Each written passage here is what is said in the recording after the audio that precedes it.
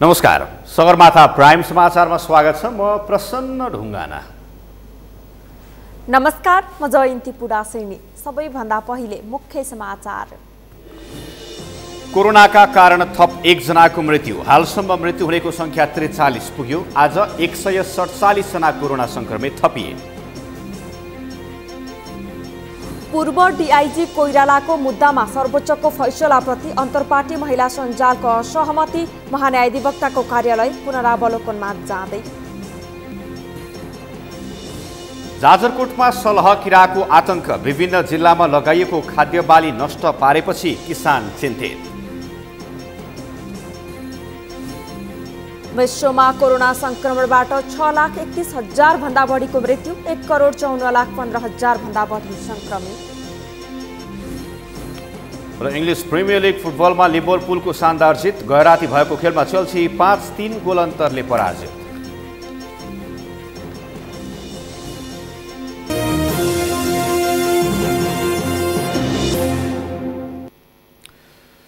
Sagarmatha prime समाचार अब विस्तारमा। वीरगञ्जका 70 वर्षीय पुरुषको कोरोना संक्रमणबाट मृत्यु भएको छ। यो सँगै नेपालमा कोरोनाबाटै ज्यान गुमाउनेको संख्या 43 पुगेको छ। आज थप 147 जना संक्रमित थपिएका छन्। त्यस्तै 156 जनाले कोरोना जितेर घर फर्किएका छन्। समीक्षा आचार्यको रिपोर्ट। नेपालमा कोरोना संक्रमणबाट ज्यान गुमाउनेको संख्या 43 पुगेको छ। नारायणी अस्पतालको अस्थायी कोभिड अस्पतालमा उपचारका क्रममा रहेका 70 वर्षीय पुरुषको कोरोना संक्रमणबाट मृत्यु भएपछि नेपालमा मृतकको संख्या 43 पुगेको हो। बिहिबार थप 147 जना नयाँ कोरोना संक्रमित थपिएको स्वास्थ्य तथा जनसङ्ख्या मन्त्रालयले जनाएको छ। यो सँगै नेपालमा संक्रमितको संख्या 18,241 पुगेको छ। त्यस्तै 156 जना निको भएका छन्। कोरोना जितेर घर फर्किनेको संख्या 12,840 पुगेको स्वास्थ्य तथा जनसङ्ख्या मन्त्रालयका प्रवक्ता डाक्टर जागेश्वर गौतमले जानकारी दिए। आजको जम्मा संक्रमित हुनेहरूको संख्या 147 छ र हाल सक्रिय संक्रमितको संख्या 5,358 छ। कोरोना संक्रमित वीरगञ्जमा स्थानका 70 वर्षीय पुरुष श्वास प्रश्वासमा कठिनाई भई नारायणी अस्पतालको अस्थायी कोभिड अस्पतालमा भर्ना भई उपचारको क्रममा उहाँको मिति 2077 श्रावण 7 गते मृत्यु भएको थियो। यो सँगै निधन हुनेहरूको संख्या 43 पुगेको छ। पछिल्लो 24 घण्टामा 3,481 पीसीआर विधिबाट स्वास्थ्य परीक्षण गरिएको छ। यो सँगै देशभरि 3,31,095 जनाको पीसीआर विधिबाट स्वास्थ्य परीक्षण भएको छ। अहिले देशभरका क्वारेन्टिनमा 20,058 जना छन्। त्यस्तै सक्रिय संक्रमित 5,358 जनाको विभिन्न अस्पतालको आइसोलेसनमा उपचार भइरहेको छ। बिहिबार काठमाडौँ उपत्यकामा थप 9 जनामा कोरोना संक्रमणको पुष्टि भएको छ। मंगलबार लकडाउन अन्त्य भएसँगै बढेको चहल पहलले कोरोनाको जोखिम थप बढ्ने भन्दै सचेत रहन जनस्वास्थ्यविदहरूले आग्रह गरिरहेका छन्। सगरमाथा टेलिभिजनका लागि समीक्षा आचार्य, काठमाडौँ। कोरोनाको जोखिम नघटेको भन्दै सावधानीपूर्वक आवश्यक काम गर्न मात्रै लकडाउन खुल्ला गरेको स्वास्थ्य मन्त्रालयले स्पष्ट पारेको छ। आज सञ्चारकर्मीसँग कुरा गर्दै स्वास्थ्य तथा जनसङ्ख्या मन्त्रालयका प्रवक्ता डाक्टर जागेश्वर गौतमले कोरोनाको जोखिम नघटेको स्पष्ट पार्दै आफ्नो सुरक्षा आफै गर्न सुझाव दिनुभयो। उहाँले लकडाउन खोलिएको अर्थ यसअघिको कोरोना नभएको अवस्थामा पुगियो भनेर नबुझ्न आग्रह गर्नुभयो। सबै कुरालाई ध्यान दिएर सरकारले लकडाउन हटाएको भन्दै गौतमले कोरोना नियन्त्रणमा जनताको महत्त्वपूर्ण भूमिका हुने बताउनुभयो। त्यस्तै उहाँले अहिलेको अवस्थामा सबै नेपालीको कोरोना परीक्षण गर्न सम्भव नभएको जिकिर गर्नुभयो। एउटा कोरोना जाँचको 5,500 रुपैयाँ खर्च हुने भन्दै प्रवक्ता गौतमले 3 लाख भन्दा बढीको कोरोना परीक्षण गर्दा अरबौं खर्च भएको बताउनुभयो। त्यस्तै प्रवक्ता गौतमले 7वटा मेसिन खरिद गरिएको भन्दै अब कोरोना परीक्षणको दर दैनिक 15,000 भन्दा माथि हुने जानकारी दिनुभयो। आफू सोशल डिस्टेन्सिङ कायम नगर्ने, आफू चाहिँ सेनिटाइज नगर्ने अनि सबैको जाँच गर्नुपर्छ भनेर ठुल्ठुला कुरा गर्ने त्यसरी सोलुसन निस्किन्छ।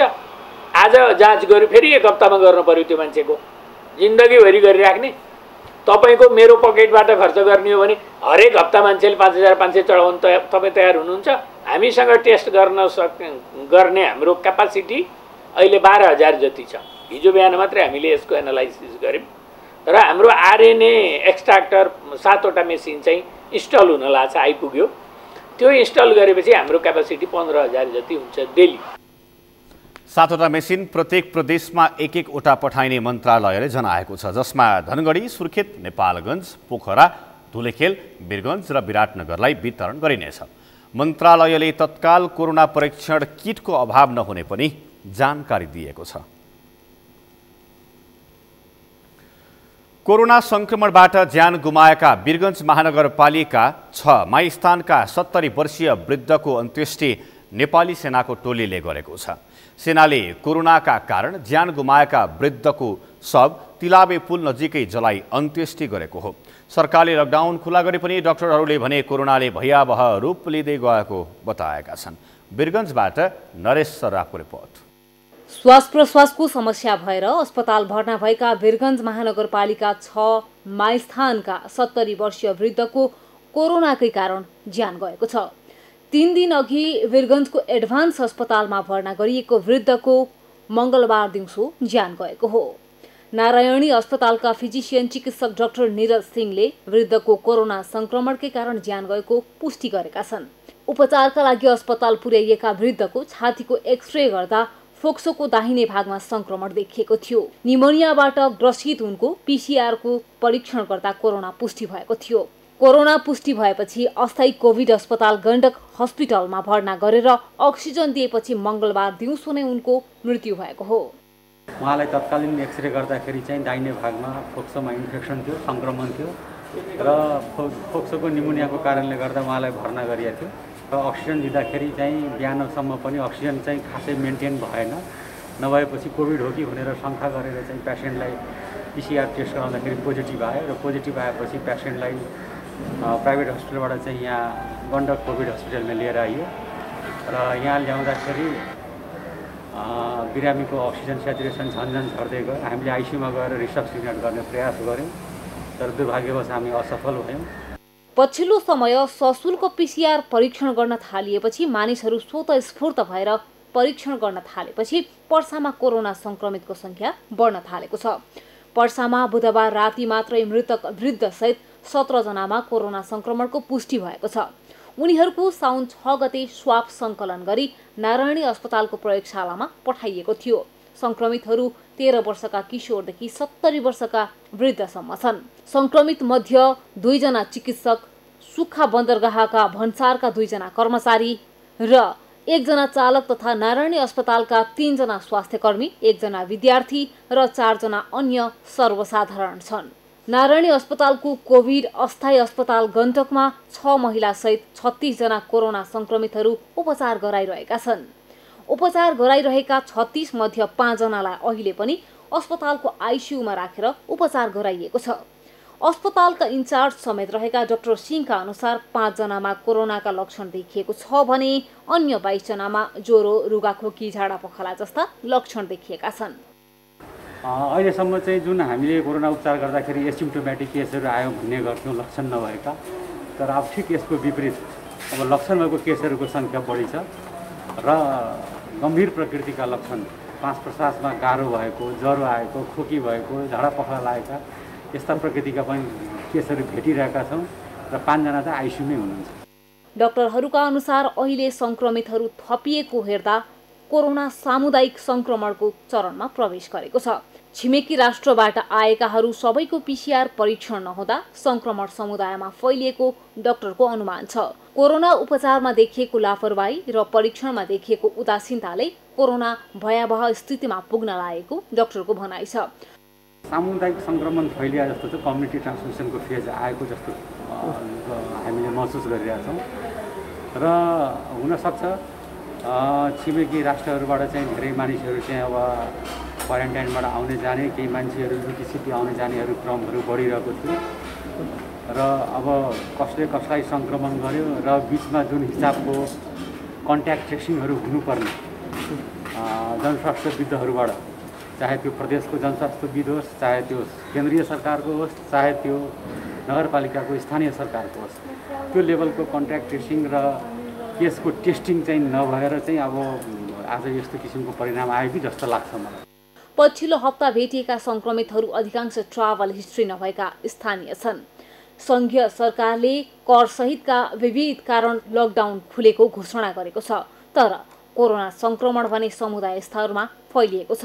यसले दुर्घटनाको पूर्व सङ्केत गरिरहेको छ। सगरमाथा टेलिभिजनका लागि वीरगञ्जबाट नरेश सराफको रिपोर्ट। पूर्व डिआइजी रञ्जन कोइरालाको मुद्दामा सर्वोच्च अदालतले गरेको फैसला विरुद्ध महान्यायाधिवक्ताको कार्यालयले पुनरावलोकन रिट दायर गर्ने भएको छ। पत्नी हत्याको अभियोगमा जन्मकैदको सजाय काटिरहेका कोइरालाको मुद्दामा सर्वोच्च अदालतले असार 15 गते 8 वर्ष 6 महिना मात्रै थुनामा बसे पुग्ने भन्दै फैसला गरेको थियो। सोही फैसला चित्तबुझ्दो नभएको भन्दै महान्यायाधिवक्ताको कार्यालयले पुनरावलोकनका लागि सर्वोच्चमा रिट दायर गर्ने भएको हो। आज अन्तर्पार्टी महिला सञ्जालका टोलीसँगको भेटका क्रममा महान्यायाधिवक्ता अग्निप्रसाद खरेलले सर्वोच्चको फैसला विरुद्ध अदालतमा पुनरावलोकनका लागि जाने बताउनु भएको सञ्जालका अध्यक्ष सावित्रा भूषालले बताउनु भयो। रञ्जन कोइरालालाई जुन चाहिँ जन्मकैदको फैसला भएको थियो त्यो अहिले सर्वोच्च अदालतबाट 8 वर्ष मात्रै सजाय गरेर उहाँलाई रिहा गर्ने गरी फैसला भएको छ। त्यो फैसला चाहिँ हामीलाई चित्त नबुझेको हुनाले नेपाल सरकारले अर्थात् माननीय महान्यायाधिवक्ताको कार्यालयले यसमाथि पुनरावलोकनको लागि सर्वोच्च अदालतमा चाहिँ रिट निवेदन गरोस् भनेर त्यही कुराहरू राख्नको लागि हामी गएका थियौँ। सर्वोच्च अदालतको फैसला चित्त नबुझे पुनरावलोकनमा जान पाउने व्यवस्था अनुसार महान्यायाधिवक्ताको कार्यालयले पुनरावलोकनका लागि सर्वोच्चमा रिट दायर गर्न लागेको हो। पूर्व डिआइजी कोइरालाले 2068 साल पुस 27 गते पत्नी गीता ढकालको हत्या गरी मकवानपुरको टिस्टुङ जङ्गलमा लगेर जलाएका थिए। 2068 साल माघ 8 गते पक्राउ परेका उनलाई 2071 साल वैशाख 7 गते जिल्ला अदालत काठमाडौँले सर्वस्वसहित जन्मकैदको फैसला सुनाएको थियो। कोइरालाले उच्च अदालत पाटनमा पुनरावेदन गरेका थिए। उच्च अदालतले पनि 2072 साल मङ्सिर 23 गते जिल्लाको फैसलालाई सदर गरेको थियो।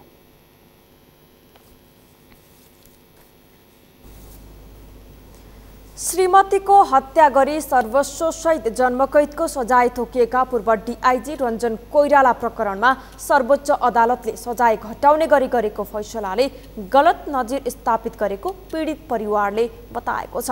सर्वस्वसहित जन्मकैदको सजाय तोकिएका कोइराला प्रकरणमा सर्वोच्च अदालतले 8.5 वर्षमै सजाय पूरा हुने फैसला गरेपछि पीडित परिवारले यसबाट समाजमा राम्रो सन्देश प्रवाह नहुने बताएको हो। पूर्व डिआइजी कोइराला आज रिहा भएपछि पीडित गीता ढकालका बुबा हरिराम ढकालले यो फैसलाले समाजमा राम्रो सन्देश नदिने बताउनु भयो। मान्छे मारेको घटनामा जन्मकैद तोकिएका व्यक्तिलाई सर्वोच्च अदालतले नै 8 वर्षमा सजाय पूरा हुने फैसला गरेपछि समाजमा अपराध बढ्ने बताउनु भयो। बस्नुपर्छ जेलमा भन्ने सुनेको थिएँ, तर अहिले आएर चाहिँ यो चाहिँ 8.5 वर्ष यो कैदको चाहिँ मकसद पुरा हुन्छ भनेर चाहिँ अहिले फैसला भयो। अब यो फैसला हुँदाखेरि अब हामीहरूले के सोच्ने, अब यसलाई चाहिँ के अरे फेरि यसको चाहिँ कतैबाट पुनरावेदन भएर पुनरावलोकन भएर हेर्ने चाहिँ यसको कुनै चाहिँ अर्को बदर हुने किसिमको फैसला होला कि भन्ने हामी त आशा त्यही गर्छौँ।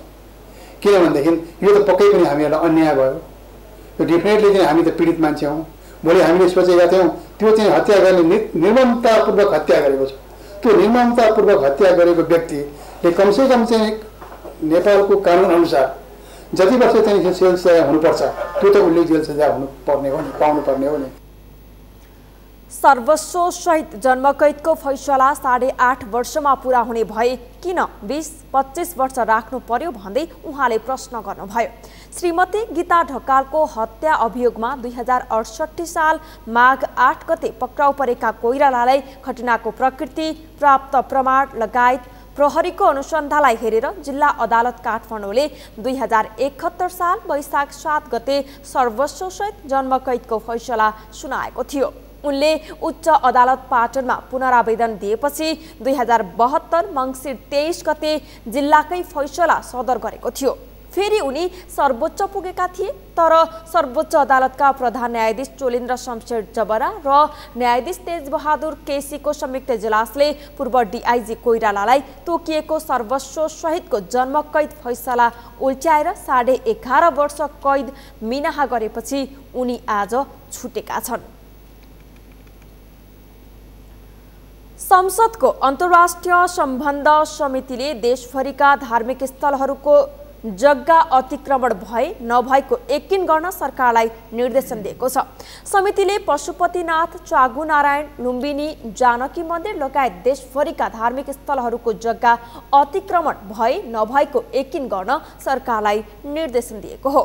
धार्मिक स्थलहरूको जग्गा अतिक्रमण भएको पाइएमा योजना अनुसार सम्बन्धित निकायको जिम्मा लगाउने कार्य अगाडि बढाउन पनि समितिले संस्कृति, पर्यटन तथा नागरिक उड्डयन मन्त्रालयलाई निर्देशन दिएको छ। समिति सभापति पवित्रा निरौलाले परम्परागत सिप र कलालाई नयाँ पुस्तामा हस्तान्तरण गर्न विद्यालय र विश्वविद्यालयको पाठ्यक्रम विकास गर्दै दक्ष र व्यावहारिक कारिगर उत्पादन गर्ने योजना बनाउन पनि निर्देशन दिएको बताउनुभयो। विभागको समयमा अनिवार्य गर्दै युनेस्कोको मापदण्डभित्र रही कार्यहरू अगाडि बढाउने। 2 संविधानमा उल्लेखित 3 तहको साझा अधिकारको क्षेत्रभित्र पनि सङ्घ, प्रदेश र स्थानीय तहको समन्वय सहकार्य गरी पुरातात्विक महत्त्वका सम्पदाहरूको संरक्षण, संवर्धन र समय अनुकूल ढङ्गले विकास गर्दै वैज्ञानिक कार्ययोजना बनाउने। 3 परम्परागत सिप र कलालाई नयाँ पुस्तामा हस्तान्तरण गर्नका लागि विद्यालय वा विश्वविद्यालयको पाठ्यक्रमहरू विकास गर्दै दक्ष र व्यावहारिक र कारिगरहरू उत्पादन गर्न कार्ययोजना बनाउने। 3 पशुपतिनाथ, चागुनारायण, लुम्बिनी, जानकी मन्दिर लगायतका देशभरिका धार्मिक स्थलहरूको जग्गा अतिक्रमण भए नभएको यकिन गर्ने, अतिक्रमण भएको खण्डमा योजना अनुसार सम्बन्धित निकायको जिम्मा लगाउने कार्य अगाडि बढाउने।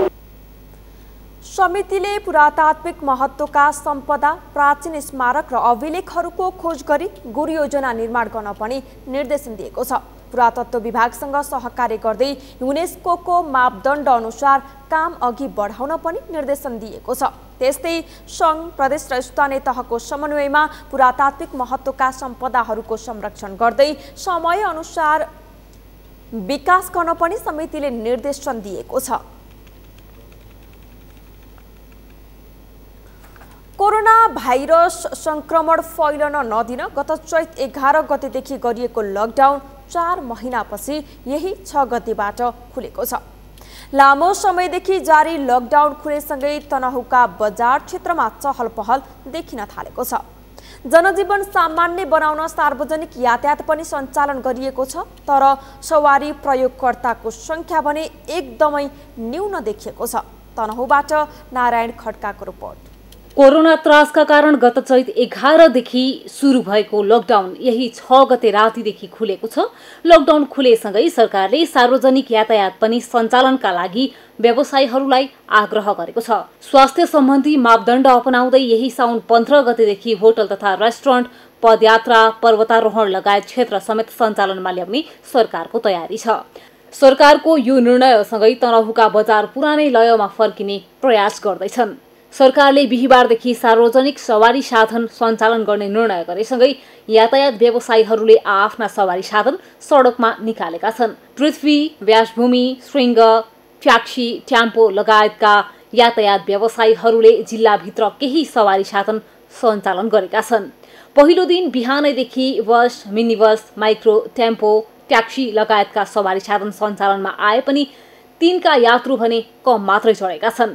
यातायात व्यवसायका अनुसार मास्क, सेनिटाइजर लगायतका स्वास्थ्य सुरक्षा सम्बन्धी सामग्री प्रयोग गरी सवारी साधन सञ्चालनमा ल्याइएको छ। गाडीमा चाहिँ अब सेनिटाइजरहरू छ, मास्कहरू चाहिँ युज गरिन्छ, तर मान्छे धेरै नहाल्ने। अब 2-4 जना 4-5 जना हाल्ने, तर भाडा चाहिँ खै अब 50% चाहिँ धेरै लिने भन्ने कुरा छ। तर अहिलेसम्म चाहिँ अब खासै गाडी चलाएकै छैन, थाहै छैन। अब त्यही नै हो खास कुरो चाहिँ। समस्या त सर अब धेरै छ सर। अब त्यो यो सबभन्दा त अब यो गरिबीले नै हो हैन। अब तपाईँको किस्ता भन्छ के भन्छ, गाडी त चलाउनै पाइएन हैन। चलाउन पाए पनि अब डरै डर भयो, अब रोगले नै गर्यो हैन। सबभन्दा त विश्व खाएको रोग छ यो हैन हामीले मात्रै गरेर के हुने छ समस्या त अब भनिसाध्यै नै छैन सर यो त यस्तै हो अब यो ग्लोभ्स लगाइएको छ होइन मास्क छ सेनिटाइजर छ त्यही हो अब आफूले आफ्नो सुरक्षा आफैले गर्नु गाडी चलाउन चाहिँ होइन अब दुःख सबैलाई छ सरकारले लकडाउन हटाए पनि कोरोना भाइरस संक्रमणको त्रास पनि हटिसकेको छैन। त्यसैले सर्वसाधारण सार्वजनिक यातायातको यात्राका लागि सहजै तयार हुन सकेका छैनन्। अझ पछिल्ला 2 हप्ता लगातार परेको झरीका कारण राजमार्ग तथा भित्री र ग्रामीण सडकहरू पहिरोका कारण अहिले प्राकृतिक रूपमै लकडाउनको अवस्थामा छन्। तर सवारी चलिसकेपछि आबु खैरेनी, डुम्रे, भन्सार, तुरतुरे, दमौली, थर्पु, खैरेनीटार, दुलेगैंडा, कोत्रे, भिमाद लगायतका बजारमा भने बिस्तारै चहल पहल बढेको छ। तर लकडाउनका कारण धराशायी बनेको व्यवसाय माथि उठाउन सरकारले उचित राहतको व्यवस्था गर्नुपर्ने व्यवसायीको माग छ। सेनिटाइजर राखिन्छ, ग्राहक सेनिटाइजर दिने, मास्क लाउँदा भक्क भएर लगाएको छैन, अहिले खोलेर राखेको छ। पेपर त तपाईँको अहिले आधी पनि छैन, 50% पेपर छैन। हाम्रो मात्रै होइन सबैको पेपर छैन। राज्यले अब यो लामो समयसम्मको बन्दाबन्दीमा लकडाउनले प्रत्यक्ष असर गरेका व्यावसायिक क्षेत्रहरू पहिचान गरेर तिनलाई इन्सेन्टिभ राज्यले हेर्नुपर्छ भन्ने मैले ठानेको छु र आम सर्वसाधारणलाई पनि सूचित गराउँदै अब हामी बसेर होइन लकडाउनमा होइन अब सामान्य जीवनयापन गर्दै यसबाट जोगिँदै व्यवसाय र आफ्नो गतिविधिलाई निरन्तर अगाडि बढाउनुपर्छ भन्ने। कोरोना भाइरस संक्रमणको जोखिम कायमै रहेका अवस्थामा खोलिएको लकडाउनमा तनहुँवासीले स्वास्थ्य सुरक्षा र सावधानीमा भने खासै ध्यान दिएको देखिँदैन।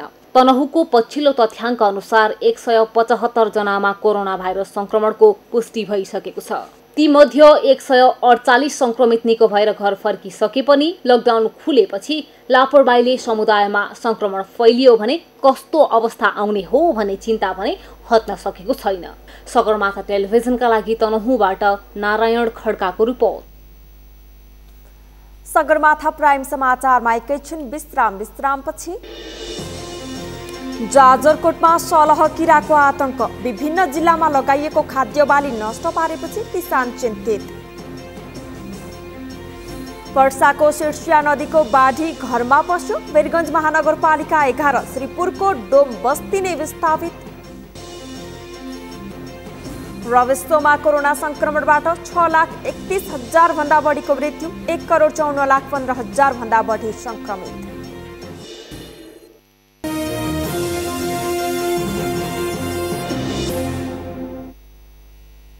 विश्रामपछि सगरमाथा प्राइम समाचारमा पुनः स्वागत छ। अब बाँकी समाचार। जाजरकोटमा सलह किराको आतंक देखिएको छ। जिल्लाको विभिन्न स्थानका बाली नाली सलहले नष्ट पारिदिएपछि यसै त खाद्य सङ्कटमा रहेका जाजरकोटवासी चिन्तित बनेका छन्। जाजरकोटबाट बद्री पन्तको रिपोर्ट। जाजरकोटका सबै स्थानीय तहमा एकसाथ प्रवेश गरेको सलह किराले किसानले लगाएको धान, मकै, कोदो, भटमास तथा तरकारी खेतीमा व्यापक क्षति पुर्याएको छ। सबैतिर सलहले व्यापक क्षति गरेका कारण स्थानीयले दुःख गरेर लगाएको बाली नाली तथा तरकारी फलफुल खेती नष्ट गरेपछि वर्षमा 3 महिना मात्र खाना पुग्ने जाजरकोटवासीमा भोकमारीको चिन्ता बढेको छ। एकपछि अर्को सलहको झुण्ड गाउँमा प्रवेश गरेपछि धपाउन मुस्किल भएको छ।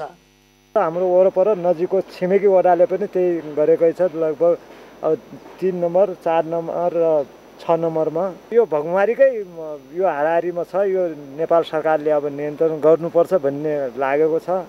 मादल बजाउँछन्, नगाराहरू बजाइरहेका छन्। यो भाग्ने हो कि बार हात्ती बसी खाने हो? यसले यो नियन्त्रण गर्न लागि थाली पनि बजाएका छौँ। यो सब सार्वजनिक हाम्रो लुहा, थाप्ला, कर्रा, चाउचर जता कतै छाप्या छ। दुःख गरेर लगाएको बाली नाली सलहले सका पारिदिएपछि बाली भित्राउने मौसममा के खाएर बस्ने भन्ने चिन्ताले स्थानीयलाई सताएको छ। आकाशतिर सबैतिर चारैतिर किरा छ। यो सलह किरा भन्ने आएर हाम्रो बाली बेर्नु चाहिँ लगाएको फलफुल सबै नोक्सान पार्यो। यसको लागि रोकथामको लागि के गर्ने, कसो गर्ने, अब यता उता केही छैन। यहाँ गाउँ गाउँमा सलहले मकै, बाली, फलफुल मात्र नोक्सानी गरेको छैन, पशु वस्तुलाई खुवाउने घाँस र बोट बिरुवामा समेत क्षति पुर्याएको छ। यसलाई समयमै नियन्त्रण गर्न नसकिए ठुलो सङ्कट आउने गाउँपालिकाका निमित्त प्रमुख प्रशासकीय अधिकृतको भनाइ छ। घोगा खाए नाइ रोग बिरेक रातो छ लाइ भई निकाल पारेल्यो अरू केही छैन यही घोगा बाली हो यही घोगा बाली नाश पारेल्यो धान कोदो सब नाश पारेल्यो अब कता मर्न्यो कता भाग्यो केही छैन हालो पनि घाँस पनि छैन हरियाली खरियाली सब एउटा भुजुङी टाटी बनाल्यो किराले सलहले जिल्लाको बारेकोट गाउँपालिका नलगाट नगरपालिका शिवालय गाउँपालिका छेडाघाट नगरपालिका कुसे गाउँपालिका जोनी चाँदे गाउँपालिका लगायतका स्थानमा बाली सखा पारेको छ। स्थानीयले सलहको झुन्डा धपाउन थाल ठटाउने बाजा बजाउने धुवाँ लगाउने लगायतका अनेक उपाय गरेपछि धपाउन सम्भव भएको छैन। भर्खरै धान चौर र धोगा लागिसकेको मकैको पात र ढाड सलहको झुन्डले खाइदिएको छ। सलह नियन्त्रण गर्न बर्खाको समयमा विषादी छर्के पनि पानीले पखालेका कारण काम नलागेको स्थानीयको भनाइ छ।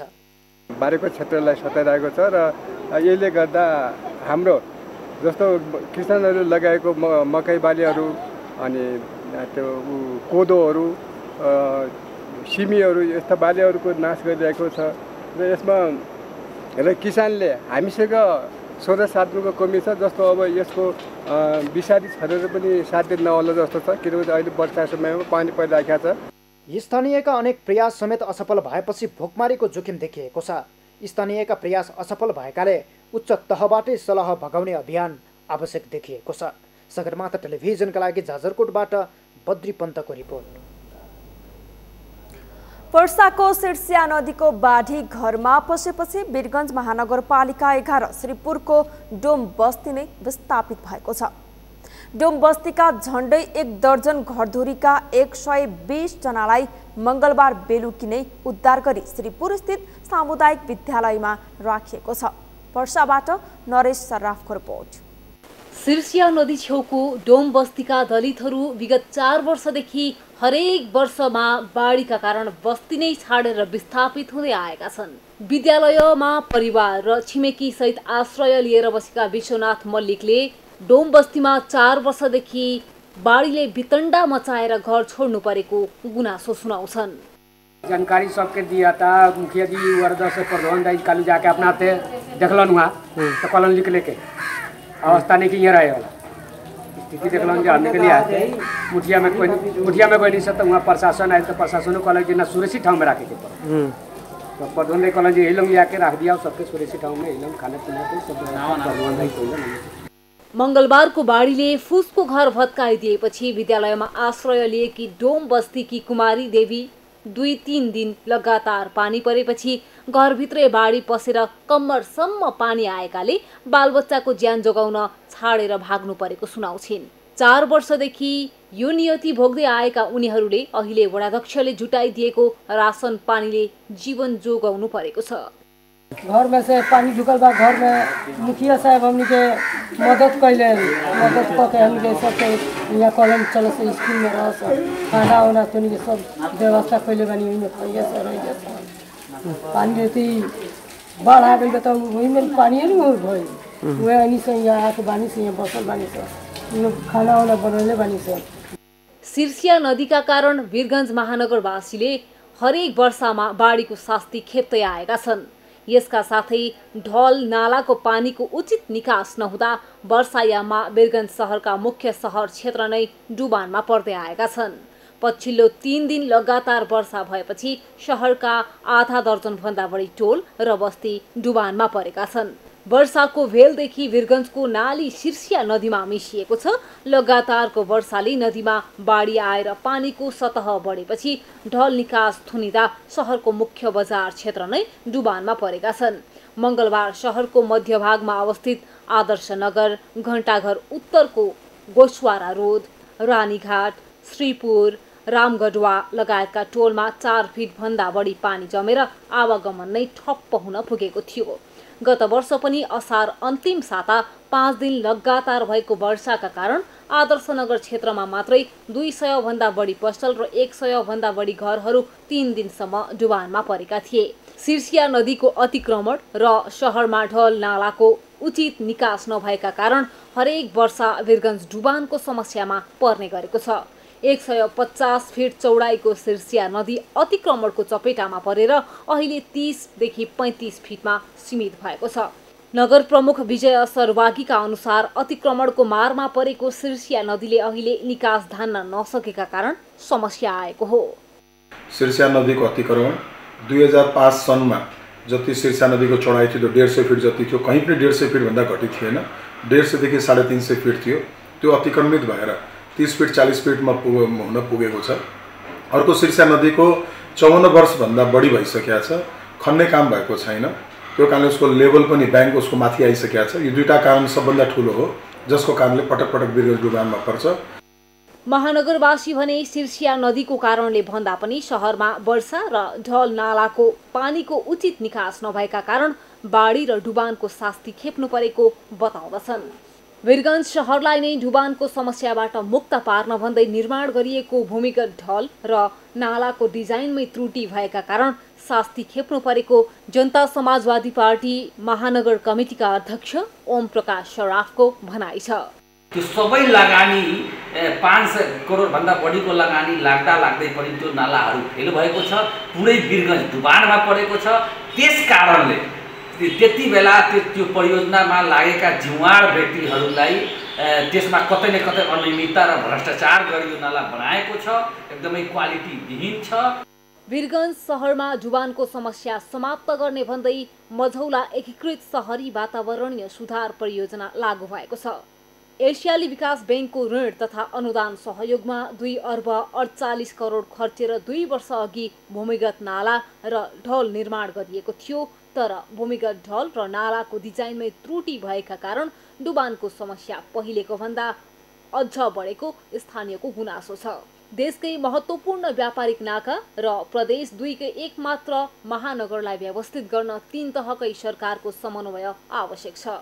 सगरमाथा टेलिभिजनका लागि वीरगञ्जबाट नरेश सराफको रिपोर्ट। कोरोना महामारी रोकथाम तथा नियन्त्रणका लागि सरकारले करिब 4 महिना लामो लकडाउन खोलेको छ। लकडाउन अवधिमा दैनिक ज्यालामा काम गर्ने मजदुर तथा अति विपन्न परिवार निकै मर्कामा परे। सरकारी तथा गैर सरकारी संस्था तथा निजी क्षेत्रबाट राहत वितरण भए पनि कतिपय व्यक्तिले भने निकै कम मात्र राहत पाएका छन्। 4 महिने लकडाउनमा कैलालीका मुक्त कमैयाहरूले 20 किलो चामल मात्र पाएका हुन्। कैलालीबाट दिनेश विष्टको रिपोर्ट। कमैयाबाट मुक्ति पाएसँगै शिविरमा बसिरहेका कैलालीका मुक्त कमैयाहरूको आमदानी भनेकै दैनिक ज्यालादारीको काम हो।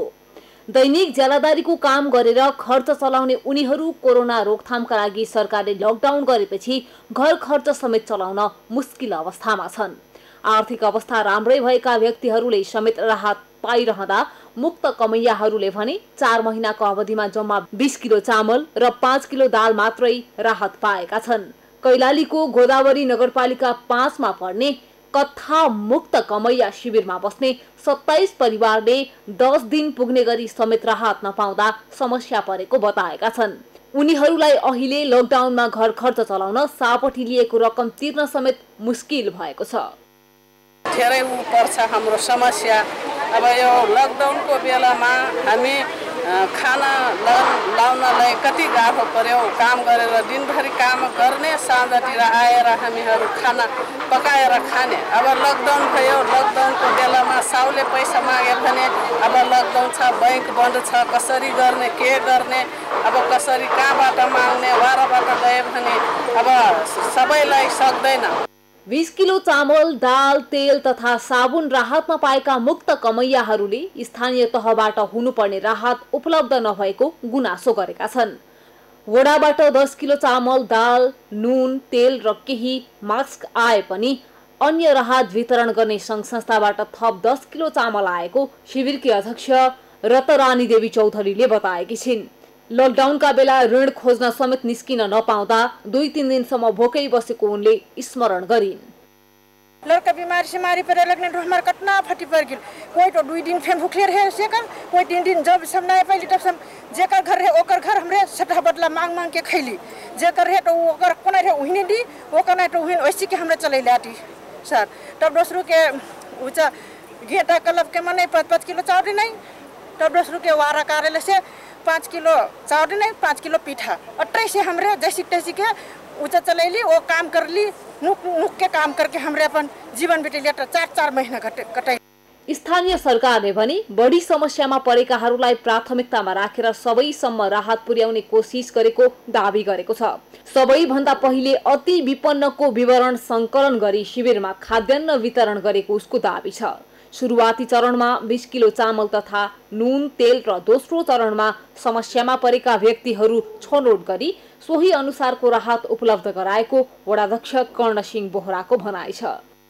पहिलो चरणमा चाहिँ सबै एकनासको हुँदैन भन्ने किसिमले हामीले पहिला एरिया छुट्याएको छ। यहाँ जम्मा 37 जना मध्येमा मैले सुरुमा आएको बेला के भने एउटा संस्थाले ठ्याक्क नाम संस्थाले दिएको थियो। कतिजना छन् त हाम्रो वास्तवमा दिनभरि काम गरेर चाहिँ साझा खान नसक्ने भनेर चाहिँ 8 जनाको हामीले यहाँको दिदीबहिनीले नाम दिएको थियो। मैले उहाँकै सल्लाह अनुसार त्यो 8 जनालाई चाहिँ 20 किलो चामल तेल नुन त्यसरी बाँट्यौँ। त्यसपछि अर्को चरणमा कतिजना छन् त भन्दाखेरि उहाँले 20 जना भन्नुभयो। त्यसरी अर्को चरणमा त्यो 20 जनालाई फेरि दियौँ। त्यसपछि तेस्रो चरणमा चाहिँ हामीले सबैले पुग्ने गरी त्यसरी पनि बाँटेका थियौँ। यसैबीच समस्यामा परेका मुक्त कमैयालाई केही राहत होस् भन्ने उद्देश्यले सङ्घ संस्थाहरूले राहत उपलब्ध गराइरहेका छन्। बुधबार मात्रै कमैया प्रथा उन्मूलन समाजले मुक्त कमैया शिविरमा राहत सामग्री वितरण गरेको छ। अहिले ऋण तिर्नै नसक्ने अवस्थामा पुगेका उनीहरूलाई 25 किलो चामल 2 किलो दाल तथा नुन तेलसँगै सेनिटरी प्याड उपलब्ध गराइएको समाजले जनाएको छ। हामीले यो गेटा यो जुन शिविर छ मुक्त कमैया शिविर छ यो कमैया शिविरमा हामीलाई यहाँको चाहिँ वडा अध्यक्ष लगायतको एउटा चाहिँ यहाँको नागरिक समाजको व्यक्तिहरूले हामीलाई अनुरोध भएका कारणले गर्दाखेरि यहाँ 37 घरधुरी रहेछ। यहाँ दिने अब लकडाउनका कारण त्यो पहिला पनि एउटा राहत चाहिँ 10 किलो 5 किलोको तरिकाले वितरण भइसकेको रहेछ नेपाल सरकारले यहाँको स्थानीय सरकारले कुनै संस्थासँग आग्रह गरेर अब यसरी भएन हामीलाई केही सहयोग गर्नु पर्यो भनेर हामी पनि मुक्त कमैया क्षेत्रमै काम गर्ने तर पनि हाम्रो परियोजना एरिया चाहिँ यो होइन तर पनि हामीले फेरि पनि यो इस्युमा काम गर्ने भइसकेपछि हामीले अलिकति लम्ब्याउनु पर्छ है क्षेत्र भनेर हामीले एउटा चाहिँ हाम्रो जुन दाता छ दातासँग रिक्वेस्ट गरेर यहाँ 37 घरधुरीलाई हामीले त्यही 25 किलो चामल 2 किलो दाल तपाईँको चाहिँ 1 किलो नुन र 2टा चाहिँ साबुन त्यसरी र अनि सेनिटरी प्याड प्रत्येक घरधुरीलाई हामी चाहिँ ती 3टाको दरले यहाँको महिला किशोरीहरूलाई चाहिँ सेनिटरी प्याड महिनावारी स्वच्छताका सम्बन्धमा हामीले त्यो चाहिँ वितरण गरिसकेका छौँ। महामारीका बेला सम्बन्धित निकायसम्म राहत नपुगेर अनावश्यक राहत वितरण गरिरहेको समेत पाइएको छ। भोटका लागि प्रभावित पार्न पहुँचका आधारमा राहत वितरण गर्दा राहत पाउनुपर्ने लक्षित वर्ग भने मुक्त कमैयाहरू चाहिँ भोकै बस्न बाध्य छन्। यस्तो अवस्था आउन नदिन अति विपन्नको पहिचान गरी राहत उपलब्ध गराउन आवश्यक छ। सगरमाथा टेलिभिजनका लागि कैलालीबाट दिनेश विष्टको रिपोर्ट।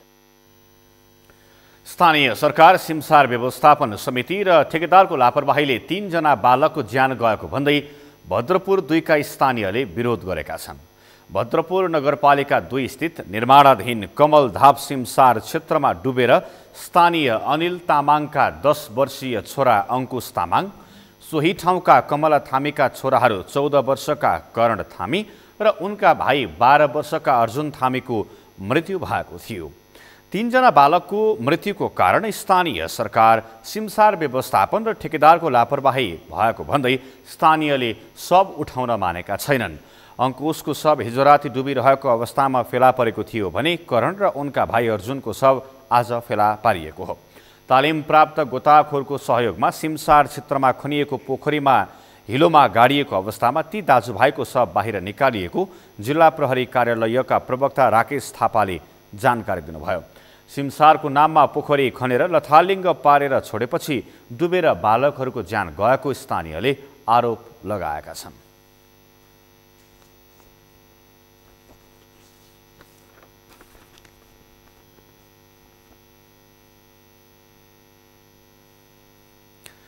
गण्डकी प्रदेशको राजधानी पोखरामा आजदेखि सार्वजनिक सवारी साधन सञ्चालनमा आएका छन्।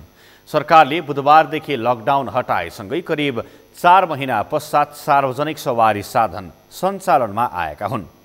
पोखराका सडकमा बाक्लो सङ्ख्यामा सार्वजनिक यातायातका सवारी साधनहरू देखिएका छन्।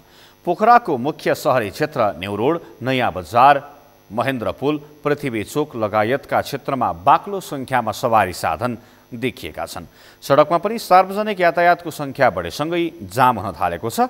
सरकारले सार्वजनिक यातायातमा एक पंक्तिमा 1 जना मात्रै राख्न पाइने, मास्क अनिवार्य लगाउन पर्ने, सेनिटाइजर प्रयोग गर्न पर्ने जस्ता सावधानीको उपाय अपनाउन आग्रह गरेको छ। कस्तो चलपत्र छैन, ठिकै छ। अहिले 2-4 जना पेसेन्जर तपाईको गाडीको सडकमा सार्वजनिक सवारी साधनहरू सञ्चालन भए पनि यात्रुहरू भने निकै कम छन्। कोरोनाको त्रासले सर्वसाधारणले सार्वजनिक सवारी नचढेको पाइएको छ। सगरमाथा प्राइम समाचारमा फेरि एकैछिन विश्रामपछि। विश्वमा कोरोना संक्रमणबाट 6,31,000 भन्दा बढीको मृत्यु, 1,54,15,000 भन्दा बढी संक्रमित। र इङ्ग्लिस प्रिमियर लिग फुटबलमा लिभरपुलको शानदार जित गए राति भएको खेलमा चेल्सी 5-3 गोल अन्तरले पराजित। अब पालो अर्थ समाचारको। अर्थ समाचारका प्रायोजक हो आफ्नो विश्वास हो त्रिशक्ति सिमेन्ट। कोरोना महामारीका कारण करिब 4 महिना बन्द रहेको बजार खुले पनि धनगढीमा दैनिक उपभोग्य वस्तुको मूल्य फात्तै बढेको छ। लामो समयको लकडाउनपछि खुलेको बजारमा 81 उपभोग्य वस्तुहरूको मूल्य वृद्धि भएपछि उपभोक्ता मारमा परेका छन्। कैलालीबाट दिनेश विष्टको रिपोर्ट। लकडाउन अवधिमा समेत दैनिक उपभोग्य वस्तुको मूल्य नबढेकोमा लकडाउन खुल्दा प्रत्येक उपभोग्य वस्तुको मूल्य वृद्धि भएको छ। धनगढी बजारमा खाद्यान्नदेखि उपभोग्य वस्तुहरूको मूल्य वृद्धि भएपछि उपभोक्ता महँगीको मारमा परेका हुन्। बजारमा तरकारी, माछा मासु, फलफुल, दलहन तथा लत्ता कपडाको मूल्य 15 देखि 20 रुपैयाँले बढेको छ। लकडाउन खुलेसँगै 81 दैनिक उपभोग्य वस्तुहरूको मूल्य बढेपछि महँगीको मारमा परेका उपभोक्ताले बजारमा स्वेच्छाचारिता बढे पनि नियमनकारी निकाय मौन बसेको गुनासो गरेका छन्। अनुगमन पनि किसिम नभएको हो, जसो अब मूल्य वृद्धि गर्नुपर्ने आवश्यकता थियो कि थिएन। अनि कतिमा चाहिँ त्यो तयारी मासु पाइरहेछ, अनि कटिङ भएर कटिङ पाइरहेछ, दानाको मूल्य के छ, चल्लाको मूल्य के छ, यी कुराहरू पनि हेर्नुपर्ने थियो। त्यसै गरी फलफुलजन्य कुराहरू भयो, त्यो तरकारीजन्य कुराहरूमा पनि कुराहरू अनुगमन हुनुपर्छ। समय समयमा अनुगमन नभएको अवस्था छ। बजारमा अहिले विभिन्न वस्तुको मूल्य बढेको हो। प्रति किलो 50 रुपैयाँमा पाउने आलु अहिले 65 रुपैयाँ पुगेको छ। यस्तै टमाटर प्रति किलो 80, लौका 50, प्याज 40, शिमला मिर्चा 100 पुगेको हो। प्रत्येक तरकारीमा 10 रुपैयाँ बढेको तरकारी व्यापारी भवान सिंह चौसिरको भनाइ छ। बजारमा अहिले मासुको मूल्य झन्नै आकाशिएको छ। लकडाउन अघि प्रति किलो 300 रुपैयाँमा पाउने कुखुराको मासु अहिले 480 रुपैयाँ पुगेको छ। माछाको मूल्य 400 पुगेको छ भने खसीको मासु प्रति किलो 850 छ। उत्पादनमा कमी आयो, माग चाहिँ बढेको बढेछ। फार्मबाट पनि अहिले हामीलाई चाहिँ कुखुरा महँगोमा आएर हामीले चाहिँ मूल्य वृद्धि भएको हो। यहाँ नेपाल पुरै नेपालभरि नै वृद्धि भएको छ र तपाईँको अहिले लगभग कति 330 मा हामीलाई जिउँदो आइरहेछ। 330 मा जिउँदो आउँदाखेरि हामीले 450 मासु बेचिरहेको छ। अगाडि 300 थियो भनौँ नि। लगभग दाना चल्ला पाइरहेको छैन। यता सबै अन्तर्राष्ट्रिय बोर्डरहरू पनि बन्द छ। संयुक्त बजार अनुगमन समितिले भने लकडाउनका समयमा केही सामान्य अनुगमन गरे पनि बजार खुलेपछि अनुगमन गरिरहेको छैन। धनगढी उपमहानगरपालिकाको बजार अनुगमन समितिले उपभोग्य वस्तुको मूल्य बढे पनि हिजो आज विभिन्न कारणले अनुगमन गर्न नसकिएको जनाएको छ। समितिले साउनको तेस्रो हप्तादेखि मात्र पुनः बजार अनुगमन थाल्ने धनगढी उपमहानगरपालिकाले जनाएको छ। 15 गतिसम्म अझै हाम्रो हिसाब मिलानदेखि लिएर अडिट रिपोर्ट तयार गरुन्जेल मलाई समय लाग्ने हो। त्यसपछि धनगढी नगरपालिका पुनः बजार अनुगमनमा एकदम सक्रिय रूपले चाहिँ लाग्ने हो। बेच्नेलाई हामी पुनः कडा कारबाही गर्ने, जरिमानासम्म गर्न सक्ने हामी प्लानिङ गर्दैछौँ। स्थानीय सरकार बनेसँगै बजार अनुगमन गर्ने जिम्मा स्थानीय सरकारले पाएको छ। तर स्थानीय सरकार भने चाडबाड आएपछि मात्रै बजार अनुगमनमा सक्रिय हुने गरेको छ। बजारमा दैनिक अनुगमन भए जथाभावी मूल्य बढाउने र अस्वस्थकर परिकार बनाएर बेच्ने क्रम बन्द हुने उपभोक्ताको अपेक्षा छ। बजारमा जथाभावी मूल्य वृद्धि हुँदा समेत अनुगमन नगर्ने स्थानीय तहका संयन्त्रमाथि ठगको मतियार बनेको आरोप लागिरहेको छ। सगरमाथा टेलिभिजनका लागि कैलालीबाट दिनेश विष्टको रिपोर्ट। यो सँगै हामी सगरमाथा प्राइम समाचारको अन्त्यमा छौं। अन्त्यमा मुख्य समाचार फेरि एकपटक। कोरोनाका कारण थप 1 जनाको मृत्यु। हालसम्म मृत्यु हुनेको संख्या 43 पुग्यो। आज 147 जना कोरोना संक्रमित थपिए। पूर्व डीआईजी कोइरालाको मुद्दामा सर्वोच्चको फैसलाप्रति अन्तर्पार्टी महिला सञ्जालको असहमति, महान्यायाधिवक्ताको कार्यालय पुनरावलोकनमा जाँदै। जाजरकोटमा सलह किराको आतंक, विभिन्न जिल्लामा लगाइएको खाद्य बाली नष्ट पारेपछि किसान चिन्तित। विश्वमा कोरोना संक्रमणबाट 6,31,000 भन्दा बढीको मृत्यु, 1,54,15,000 भन्दा बढी संक्रमित। र इङ्ग्लिस प्रिमियर लिग फुटबलमा लिभरपुलको शानदार जित, गैराती भएको खेलमा चेल्सी 5-3 गोल अन्तरले पराजित।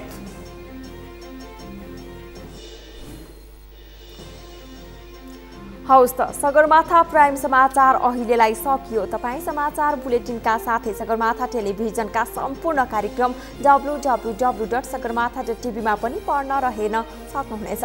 साथै युट्युबमा youtube.com/sagarmatha TV नेपालमा हेर्न सक्नुहुनेछ। तपाईँ हामीलाई फेसबुकमा पनि facebook.com/STV नेपालमा फलो गर्न सक्नुहुनेछ। समाचारको शिखर, नेपालको गौरव, नेपालको पहिलो न्युज च्यानल सगरमाथा टेलिभिजन हेर्दै गर्नुहोला। नमस्कार। नमस्कार।